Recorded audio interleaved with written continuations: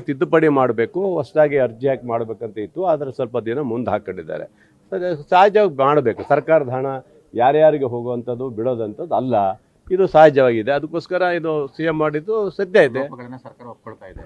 ಲೋಪ ಹೋಗಿರುತ್ತೆ. ಲೋಪ ಅಂದರೆ ಸರ್ಕಾರ ಒಪ್ಕೊಳ್ಳೋದಲ್ಲ, ಅದಕ್ಕೆ ಮಿಸ್ಗೈಡ್ ಮಾಡಿದ್ದಾರೆ. ಅದಕ್ಕೋಸ್ಕರ ಈಗ ನಾವು ಅದನ್ನು ಚೇಂಜ್ ಮಾಡಬೇಕಂತ ಮೊನ್ನೆನೇ ಹೇಳಿದ್ದಾರೆ.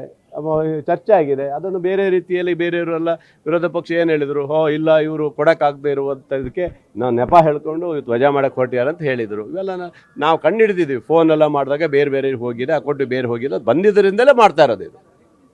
ಹಾಗಾಗಿ ಇವತ್ತು ಹೊಸದಾಗಿ ಅರ್ಜಿ ಕೊಟ್ಟು ಅದನ್ನು ಪಕ್ಕ ಮಾಡೋದು ಒಳ್ಳೆಯದು. ಅದು ಕ್ಯಾಬಿನೆಟ್ ಸ್ವಲ್ಪ ಲೇಟ್ ಆಗುತ್ತೆ, ವಿಳಂಬ ಆಗುತ್ತೆ.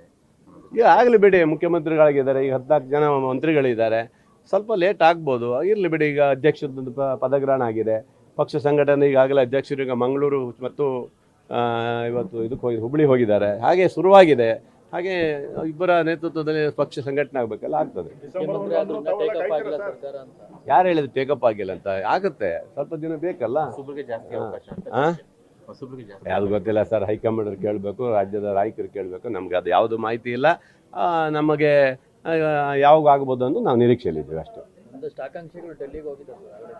ಇರ್ಬೋದು, ಹೋಗ್ಲಿಕ್ಕೆ ಏನು ತಪ್ಪೇನಿದೆ? ಹೋಗಿ ಕೇಳಕ್ಕಿದೆ, ವರಿಷ್ಠರು ಕೇಳಕ್ಕೆ ಹೋಗ್ತಾರೆ, ಅವರು ಹೋಗುವಂಥದ್ದಿದೆ, ಹೋಗ್ಬೋದು, ತಪ್ಪೇನಿಲ್ಲಲ್ಲ.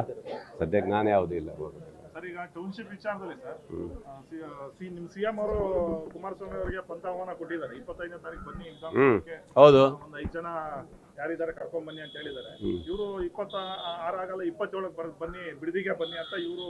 ಯಾಕೆ ಬಿಡದಿಗೆ ಹೋಗ್ಬೇಕು? CM ವಿಧಾನಸೌಧಕ್ಕೆ ಬರಬೇಕು, ಬಿಡದಿಯಾಗಿ ಹೋಗ್ಬೇಕು. ಬಿಡದಿಗೆ ಹೋಗ್ಬಿಟ್ಟು ಅಲ್ಲಿ ಜನರು ಎತ್ಬಿಟ್ಟು ಇದು ಮಾಡೋಕ್ಕಾಗತ್ತಂತಲ್ಲ. ಇವೆಲ್ಲ ನಾಟಕ ಬಿಡಬೇಕು ಅವರೆಲ್ಲ. ನೋಡಿ, ಬಿಡದಿಯ ಮೂಲ ಕೂಸು ಇವರೇ, ಕುಮಾರಸ್ವಾಮಿ ಅವರೇ, ಬೇರೆ ಯಾರೂ ಅಲ್ಲ. ಆವಾಗ ಅಪ್ಪ ಮಕ್ಕಳು ಇದ್ಕೊಂಡು ಅದು ಯಾವುದು ರದ್ದು ಮಾಡಲಿಲ್ಲ. ಇವಾಗ ನಾಟಕ ಆಡುವಂಥದ್ದು ಬೇಡ, ಇದು ಯಾವುದೂ ನಡೆಯೋದಿಲ್ಲ. ಮುಖ್ಯಮಂತ್ರಿಗಳು ನಿರ್ಧಾರ ತಗೊಂಡಿದ್ದಾರೆ, ಖಂಡಿತ ಮಾಡೇ ಮಾಡ್ತಾರೆ. ಇವ್ರು ಎಷ್ಟು ಹೋರಾಟ ಮಾಡ್ತಾರೆ, ಹೋರಾಟ ಮಾಡಲಿ, ಅದು ನಡೆದೇ ನಡೀತದೆ. ಯಾಕೆ ರೈತರ ಸಮ್ಮುಖದಲ್ಲಿ ಆಗೋದೇನಿದೆ? ರೈತರ ಸಮ್ಮುಖದಲ್ಲಿ ಹೋಗಿ ಎಲ್ಲರನ್ನು ಕರೆಸಿ ಮೊನ್ನೆ ಎಲ್ಲ ಸ್ಟ್ರೈಕ್ ಮಾಡಿದಲ್ಲ, ಏನು ಅಲ್ಲಿಯವರು ರೈತರಿದ್ರ? ಎಲ್ಲ ಹೊರ ರಾಜ್ಯದ ಹೊರ ಜಿಲ್ಲೆಯಿಂದ ಬಂದು ಎಲ್ಲ ಸ್ಟ್ರೈಕ್ ಮಾಡಿದ್ದಾರೆ. ಹಂಗಾಗಿ ಇವೆಲ್ಲ ತಪ್ಪು. ಮುಖ್ಯಮಂತ್ರಿಗಳು ಕರೆದಿದ್ದಾರೆ, ವೈಯಕ್ತಿಕವಾಗಿ ಬರೋದಾರೆ ಬನ್ನಿ, ಬರೋದಾದ್ರೆ ಬಿಡ್ರಿ ನೀವು ಅಷ್ಟೇ. ಅಡ್ಡ ಮತದಾನದಲ್ಲಿ ಇವತ್ತು BJP ಮತ್ತು ದಳ ಅಡ್ಡಾಗಿ ಹೋಗಿದೆ. ಇವತ್ತು ಅಡ್ಡ ಮಲಗಿದ್ದಾರೆ. ಇವತ್ತು ಆ ಪರಿಸ್ಥಿತಿಯಲ್ಲಿ ಆಗಿದೆ. ಯಾವ 17 ಜನರನ್ನ ಅವತ್ತು ನಮ್ಮ MLAಗಳನ್ನ ತೆಗೆದುಕೊಂಡು ಹೋಗಿ ಅವತ್ತು ದುಡ್ಡಿನ ಹಾಮದಲ್ಲಿ ಇವತ್ತು ವಿಜೇಂದ್ರ ಮತ್ತು ಅವ್ರ ಪಕ್ಷ ಅವತ್ತು ಏನು ಮಾಡಿದ್ರು, ಇವತ್ತು ಬುದ್ಧಿ ಕಲ್ತಿದ್ದಾರೆ ಅನ್ನೋದು ಅರ್ಥ ಇವತ್ತು. ಆಯಿತಾ? ನೀವು ಇವತ್ತು ಚಾಲೆಂಜ್ ಮಾಡಬೇಕಾಗತ್ತೆ. ಯಾಕಂದ್ರೆ ಅಧಿಕಾರ ಬಂದಂಥ ಸಂದರ್ಭ ಏನು ಬೇಕಾದ್ರೂ ಮಾಡ್ತಾರೆ, ನೀವು ತೋರಿಸ್ಕೊಟ್ಟಾಗಲ್ಲ ಅದು. ಹಾಗಾಗಿ ನಿಮ್ಮ ಪಕ್ಷದಲ್ಲೇ ಅಸಮಾಧಾನ ಇದೆ, ನಿಮ್ಮಲ್ಲೇ ನಿಮ್ಮ ಮೇಲೆ ಅವ್ರ ಮೇಲೆ ಅವರಿಗೆ ಏನು ಪಕ್ಷದಲ್ಲಿ ನಿಷ್ಠೆ ಇಲ್ಲ. ವಿಜೇಂದ್ರ ಮೇಲೆ ಯಾರಿಗೂ ನಿಷ್ಠೆ ಇಲ್ಲ. ಅಲ್ಲಿ ಬೇಕಾ ಸರ್? ಇದೇ ಯಡಿಯೂರಪ್ಪನವರು ಕುಮಾರಸ್ವಾಮಿ ಅವರು ಧರ್ಮಸ್ಥಳಕ್ಕೆ ಹೋಗಿ ಆಣೆ ಪ್ರಮಾಣ ಮಾಡಿದ್ರಾ? ಹೋಗ್ಬಿಟ್ಟು ಅಲ್ಲಿ ಭಾಷಣ ಹೊಡೆದು ವಾಪಸ್ ಬಂದ್ರು ಇಬ್ಬರು.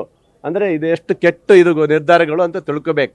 ಆಣೆ ಪ್ರಮಾಣ ಮಾಡೋದು ಧರ್ಮಸ್ಥಳ ಇವತ್ತೇನು ಪುಕ್ಕಟ್ಟೆ ಸಿಗಲಿಲ್ಲ. ಇದು ಮಂಜುನಾಥೇಶ್ವರನ ಆಣೆ ಪ್ರಮಾಣ ಇದೇ ಯಡಿಯೂರಪ್ಪ, ಇದೇ DK, ಇದೇ ಕುಮಾರಸ್ವಾಮಿ ಅವರು ಬಂದಿದ್ರು, ಗೊತ್ತಿದೆಯಲ್ಲ. ಆಣೆ ಪ್ರಮಾಣ ಮಾಡೋಕೆ ಹೊರಟಿದ್ರು, ನೆನಪಿದೆಯಾ ನಿಮಗೆ? ಅದು ಆಣೆ ಪ್ರಮಾಣ ಆಯ್ತು. ಅದು ಇಬ್ಬರು ವಾಪಸ್ ಹೋದ್ರಲ್ಲ, ಅಲ್ಲೇ ಭಾಷಣ ಹೊಡೆದು ವಾಪಸ್ ಹೋದರು. ಹಾಗಾಗಿ ಆಣೆ ಪ್ರಮಾಣ ಬಿಡಬೇಕು. ಅವ್ರ ಪಕ್ಷದಲ್ಲಿರುವಂಥವ್ರನ್ನ ಅವ್ರು ಸರಿ ಇಟ್ಕೊಳ್ಳೋ ಕೆಲಸ ಅವ್ರು ಮಾಡಬೇಕು. ನೀವು ಮಾಡಿದ್ದೆ ಬುದ್ಧಿ ಕಲಿಸಿದ್ದಾರೆ ಜನ, ಸರಿ ಇದೆಯಾ? ನೀವು 17 ಜನ ತಗೊಳ್ಬೇಕಾದ್ರೆ ಖುಷಿ ಇತ್ತು ನಿಮಗೆ. ನಿಮ್ಮ ಪಕ್ಷದವ್ರು ಹೋದಾಗ ಈಗ ಅಳು ಬರ್ತದಲ್ಲ. ನಿಮ್ಮಿಬ್ಬರಿಗೂ ಇವಾಗ ಪಾಠ ಕಲಿಸಿದ್ದಾರೆ ಜನ, MLAಗಳು ಪಾಠ ಕಲಿಸಿದ್ದಾರೆ, ತಿಳ್ಕೊಳ್ಬೇಕು ನೀವು ಅಂತ ಅರ್ಥ ಇವತ್ತು. Thank you. ನ್ಯೂಸ್ ಫಸ್ಟ್, ನಿರ್ಭೀತಿಯಿಂದ ನಿಮ್ಮ ಪರವಾಗಿ.